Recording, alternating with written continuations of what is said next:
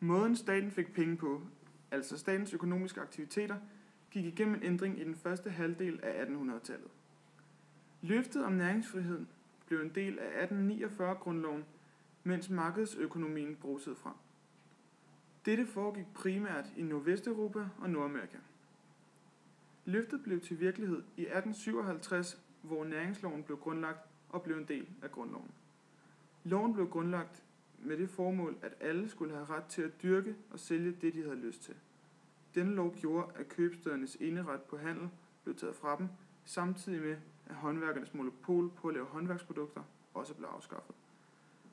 Det var skyld i, at konkurrencen blev øget både hos de små købmandsbutikker og blandt håndværkere.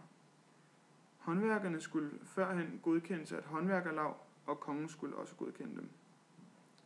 Overordnet set måtte alle nu slå sig ned og producere, hvad de ville, og handle med hvem de ville. Loven medførte en bonus i form af, at der ikke længere skulle betales afgifter til kongen, når man førte vejen ind og ud af byportene. På den her måde blev der skabt et indre marked for danske varer, men det var sådan et marked, der stadig var beskyttet af nogle ydre toldmure. Dog var de tidligere indre toldmure mellem byerne nu ikke længere gældende. Man skulle altså stadig betale told af importerede varer. Der blev indført en ordning senere hen, kaldet en lægebælteordning, som gik ud på, at købmænd ikke måtte slå sig ned inden for en afstand af 2,4 km fra en købsted. Ordningen blev indført for at beskytte købstedernes handlende mod en ødelæggende virkning af den nye lov. Ordningen virkede kun kort tid.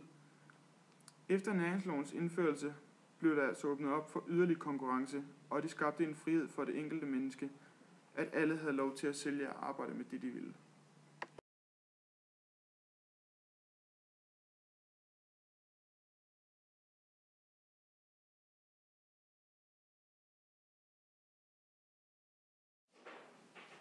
Kildeanalyse. Hvornår og hvor er kilden blevet til? Kilden er blevet til i 1857. Den er at finde i grundloven, paragraf 74 og paragraf 75, stykke 1 og stykke 2. Hvem har skrevet og lavet kilden? Kongen, som var Frederik den 7., underskrev næringsloven i 1857. Det er tæt på kilden, fordi kongen bestemte, hvilke love der skulle laves, osv. Hvilket formål med kilden?